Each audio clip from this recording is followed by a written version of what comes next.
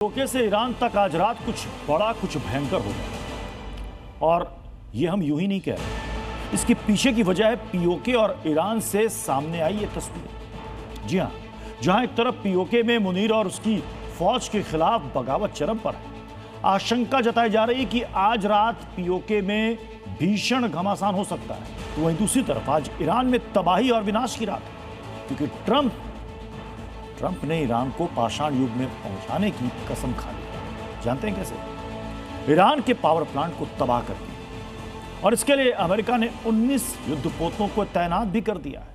अब सवाल यह है कि अब खलीफा क्या करेगा? ये कुवैत का अली अल सलेम एयरबेस है, जो बीती रात ड्रोन हमलों से कुछ इस तरह धधकने लगा। मिडिल ईस्ट में मौजूद कुवैत के अली अल सलेम एयरबेस पर ईरान ने विस्फोटक शाहिद ड्रोन से हमला किया और इस हमले के साथ ही अली अल सलेम एयरबेस पर जोरदार धमाका हुआ। बारूद से सने आग और काले धुएं का गुबार आसमान में उठने लगा। जानते हैं ईरान ने कुवैत के अली अल सलेम एयरबेस को क्यों दहलाया?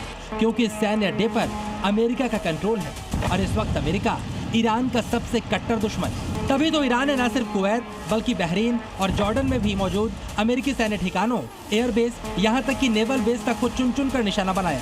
ड्रोन मिसाइल के जरिए बेहिसाब बारूद बरसाया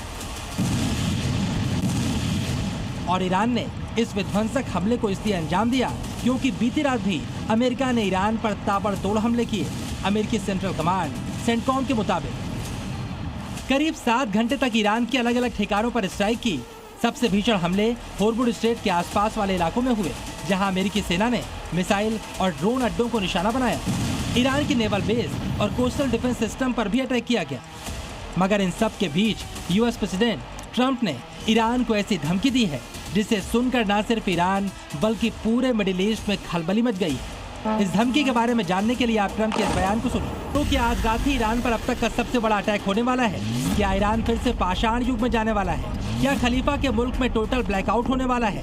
क्योंकि ट्रंप ने अपने ताज़ा बयान में ईरान को लेकर अपना स्टैंड क्लियर कर दिया है। वो ये कि ईरान जब तक बातचीत के लिए तैयार नहीं होगा तब तक ईरान के एक एक पावर प्लांट और पुलों को निशाना बनाया जाएगा। हालांकि ट्रंप की वार्निंग के बाद भी ईरान अड़ा हुआ है, जंग के मैदान में तनकर खड़ा हुआ है, जिसका सबूत है कुवैत, बहरीन और जॉर्डन से सामने आई ईरानी हमले की तस्वीरें।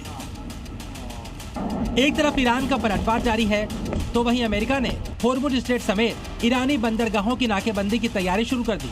यूएस मीडिया रिपोर्ट्स में दावा किया जा रहा है कि उत्तरी अरब सागर में नाकेबंदी के लिए 19 वॉरशिप तैनात किए गए हैं, जिसमें 2 एयरक्राफ्ट कैरियर और एक एम्फीबियस असॉल्ट शिप शामिल है। इन युद्धपोतों पर 1000 से ज्यादा मरीन कमांडो को तैनात किया गया है। मतलब यह है कि ईरान अमेरिका के बीच जंग अब ऐसे विनाशक मोड़ पर जा पहुंची है जिसके आगे सिर्फ और सिर्फ तबाही और भीषण नरसंहार है, क्योंकि ना तो अमेरिका पीछे हटने को तैयार है और ना ही ईरान। ऐसे में अगर दोनों देशों के बीच बातचीत या फिर समझौता नहीं हुआ तो मिडिल ईस्ट में जबरदस्त बारूदी भूचाल आना तय है। Bureau report.